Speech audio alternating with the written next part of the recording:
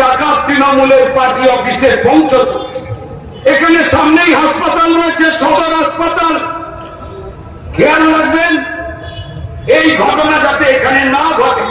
দুর্ভাগ্যজনক ওই ঘটনাতে নবান্ন থেকে দাঁড়িয়ে এসপিরা, মাননীয় ডিস্ট্রিক্ট ম্যাজিস্ট্রেট, ডিএম, যারা জেলার মুখ্যমন্ত্রীও বলতে পারেন তারা, এবং যারা এসপি পুলিশ সুপারিনটেন্ডেন্ট, তারা মমতা বন্দ্যোপাধ্যায় তৃণমূলের বাপের পয়সায় পড়াশোনা করেনি।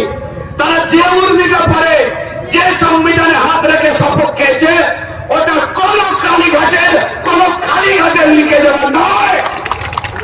তো তাহলে কেন এত জুতো চাটা, চটি চাটা?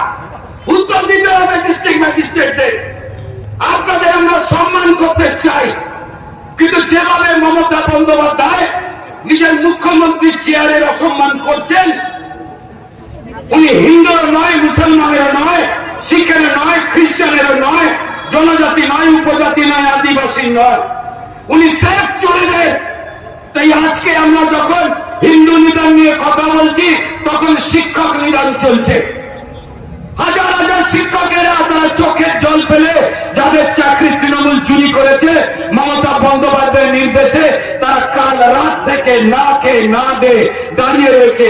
আর একটু আগে দেখলাম মমতা বন্দ্যোপাধ্যায় বলছেন, যোগ্য অযোগ্যের তালিকা তোমরা নিয়ে কি করবে, স্কুলে যাও, মাইনে নাও। মানে যে যে লোকজনের থেকে ঘুষ নিয়ে সাদা খাতা জমা দেওয়ার ক্রিমিনালদের চাকরি দিয়েছে এই তৃণমূল, এই মমতা বন্দ্যোপাধ্যায়, তাদের নাম বাইরে বার করা যাবে না।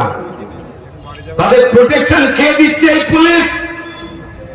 আমরা গান বন্ধ করি বাধ্য হয়ে, কিছু মনে করবেন না জুনিয়র পুলিশ অফিসাররা।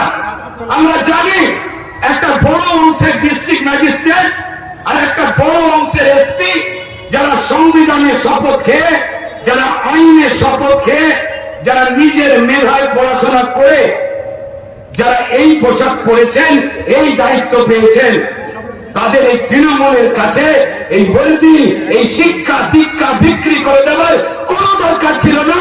কত টাকা চাই আপনাদের? আরো কত টাকা?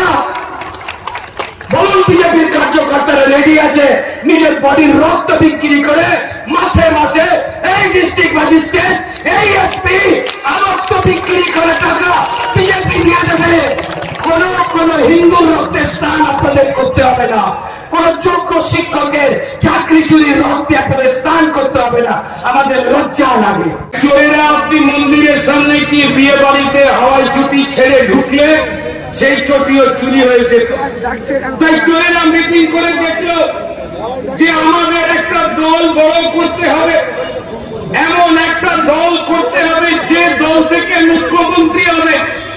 আমরা কেন অপমানিত হয়ে বারবারই খাটাখাটনি করে চুরি করব? কার্নিশ বেয়ে পাঁচিল টপকে গ্রিল ভেঙে দরজা ভেঙে চুরি করব? আর পুলিশ আমাদের কান ধরে নিয়ে যাবে। আমাদেরও তো পার্থ চ্যাটার্জির মতো গার্লফ্রেন্ড আছে নাকি? তো তাই আমাদের লজ্জা হয়তো নাকি?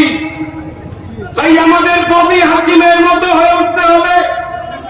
মুসলমানদের জমি চুরি করে, ওয়াকফের সম্পত্তি চুরি করে, সিদ্দিকুল্লাহ চৌধুরীর মতো নিজেরা গরিব মুসলমানের মাল ঝেড়ে পয়সা বানিয়ে, তারপর গরিব মুসলমান তাদেরকে খেপিয়ে ভুল বুঝিয়ে রাস্তায় নেমে আন্দোলনের নামে হিন্দু নিধন যোগ্য করতে হবে, হিন্দু মা বোন ভাইদের কেটে কুচোতে হবে, নাহলে চাকরি দুর্নীতি ঢাকা যাবে না। এই করে নামিয়ে দিল মমতা বন্দ্যোপাধ্যায়। এই ববি হাকিম,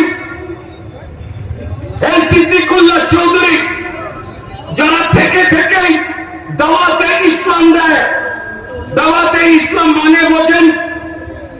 আমার মনে হয় বোঝেন না। দাওয়াতে ইসলাম মানে ইসলাম ধর্মে আপনাকে আমন্ত্রণ। এই আমন্ত্রণ ভালোবেসেও হয়, আবার এই আমন্ত্রণ ছুরি তরোয়ার বন্দুক দেখিয়েও হয়। যাবি না বেটা? সেই আমন্ত্রণ দেওয়া তোর কাছে ববি হাকিম আর সিদ্দিকুল্লাহ চৌধুরী আপনারা দেখেছেন।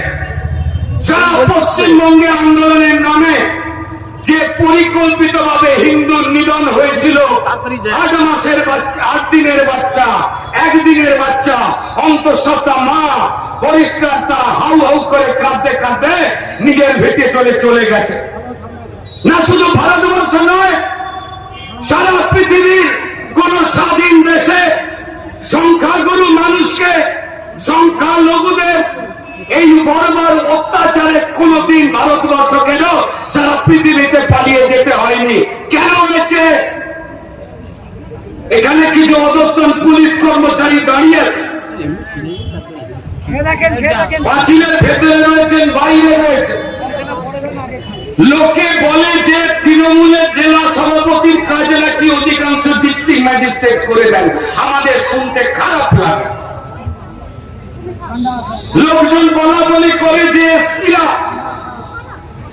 তৃণমূলের তোলাবাজির টাকা মমতা বন্দ্যোপাধ্যায়দের কাছে কি করে পৌঁছবে, সেই জন্য নাকি বন্দোবস্ত করে দেন। লোকজন বলা বলি করে যখন আর্জি করে ডাক্তার হত্যাকাণ্ড হলো, তৃণমূলের দুর্নীতি ঢাকতে পরিকল্পিতভাবে ওই জুনিয়র ডাক্তার মহিলাকে কুচো কুচো করে খুন করা হলো, রেপ করা হলো।